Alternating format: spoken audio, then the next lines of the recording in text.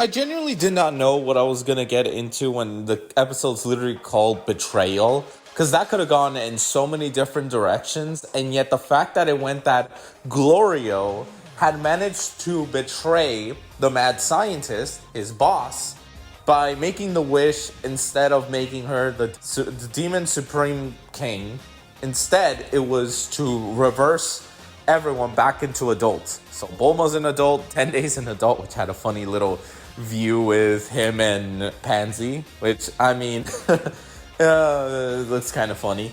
And shippable, if you can call it that. Anyway, side point, Vegeta, Goku, and Piccolo are all back as adults. Like, everyone's back as what they were supposed to be, adults.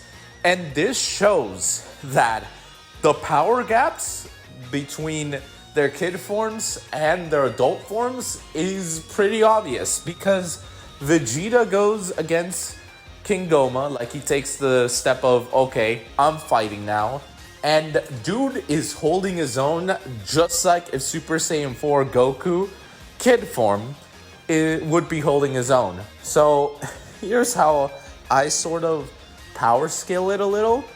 If Super Saiyan 3 Vegeta in his kid form is super strong, I think base form Vegeta as an adult, or even Super Saiyan Vegeta as an adult, can be kid form Vegeta Super Saiyan 3.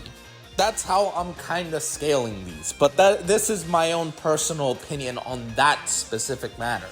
Now, watching Vegeta go Super Saiyan 3 as an adult, pretty badass, as well as the fact that he is kicking the shit out of King Goma. Like, he is genuinely holding his own, pushing him back in such a badass way, up until everyone realizes this bastard and his stupid eye are the only reason that he can still keep going. And let me just say, Final Flash Super Saiyan 3 Vegeta, fucking beautiful. Man, oh man, am I just happy to see Vegeta getting some love with this form. Yeah, he gets pushed around a bit back, but I'm almost thinking this is similar to the Merge Zamasu issue, where you have an opponent who's strong, who has regeneration, and is infinite. And it's like, the fuck do you do there? Unless you can seal them, you ain't doing jack shit. So that's kind of how I see it. So Vegeta can only hold out for so long. And he's so stubborn about it too, which I'll get to that funny scene in a moment. But I think I like this moment here. Well, there's a few moments I like. Glorio and the mad scientist. She is clearly pissed off at him, and even brings up the fact that she saved him when she picked him up in the third demon world. And yeah, he is still grateful for all she's done for him. However, he does not want to screw over Goku and the others. He's formed the bond. And yeah, that gets him fired. And when they're passing by, I like that when Q tells her, hey, I'm gonna be sticking with you, she smiles. Almost like she's happy that she has someone by her side. So it was a little bit of a wholesomeness. Anyway, that's one thing I liked. I also like that she sends Q to go get the book. And it makes me think, unlike with Do, Q is more or less, he can fight and all, but I think he is best as support. I only say this because he helped Do in the last episode power up. He's been constantly like helping in different ways that aren't just fighting. And I kind of like it. It just gives it more of, he can fight and all, but he's just better in other things than fighting. So I kind of liked it. But the third thing being, I really liked Goku here. Obviously, there's something that Goku's unable to say Glorio's name. I don't remember when Goku's messed up people's names. Like, what the hell? He's not Luffy. I know Luffy does it, but Goku?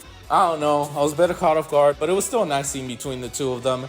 And not just that, but it was good to see that Goku and Piccolo were talking strategy, and they both are like, well, this is a problem. He keeps regenerating, he keeps doing this.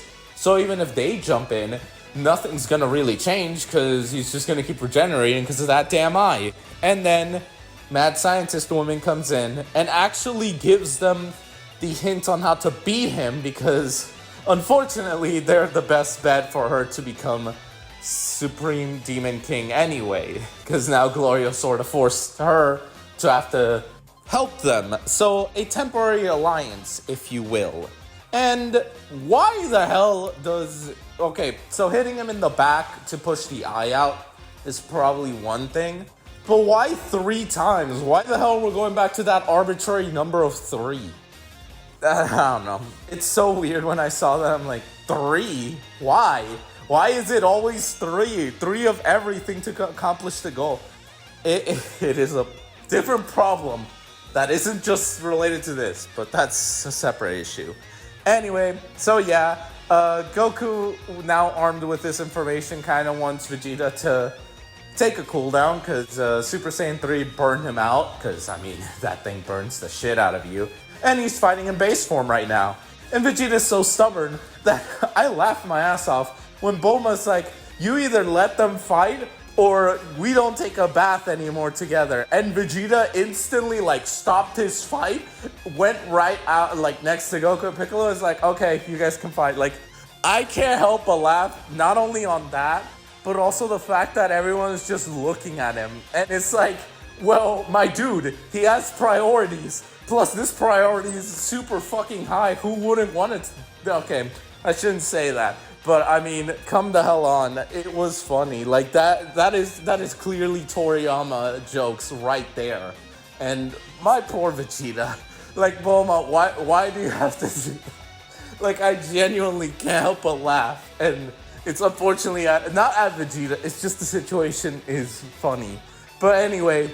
Goku goes back, he does the iconic thing of showing like all the Super Saiyan forms, and I love this. This is a good callback to Majin Buu and showing him 1, 2, and 3 of Super Saiyan, as well as the fact that he's like one more bonus, and it's clearly Super Saiyan 4, and we get adult Goku Super Saiyan 4. And I think this is the best way in terms of Super Saiyan 4. I've always found it weird in GT that he can just go kid form, like 1, 2, 3 of Super Saiyan, and then Super Saiyan 4, he's an adult. I've always found it weird. But seeing him in Super Saiyan 4 as an adult is such a treat, and the animation looks so beautiful. Like, yeah, I am now a little more annoyed, because last episode I thought, oh, he can only do it through this Namekian. No, now he can shit it out, which makes me think, why didn't you use this against Beerus? Oh, right, because this wasn't a thing. I don't want to go into that rant, because the episode was amazing. Like, in the outside of the grand scheme of things, if we're talking about the episode just by itself, goddamn is it beautiful. But when you bring the grand scheme of things, I think that's more of the season review than, Dragon Ball Daima as a whole, than an episodic problem. Because, let's be real, it looks badass. And Toriyama really did put everything to give us Super Saiyan 3 adult Vegeta and showing badass moments of him and showing us adult Goku in Super Saiyan 4. I think Toriyama really wanted to treat us with something. I just think, okay, how are we going to explain that they can't use these forms? I would assume Super Saiyan 3 Vegeta, oh shit, this form burns you out fast. Super Saiyan 4, how the fuck do you explain that? But that's for a whole different video. Other than that, despite those issues, 10 out of 10. Like, I really had fun with this episode. This made me laugh. This made me, intensify, be excited at work. Like, I watched this at work, and I actually was more excited at work because of this. So, yeah, 10 out of 10. Can't change my mind. But I do want to know y'all's opinions in the comments. Please tell me what y'all think. And please like and subscribe.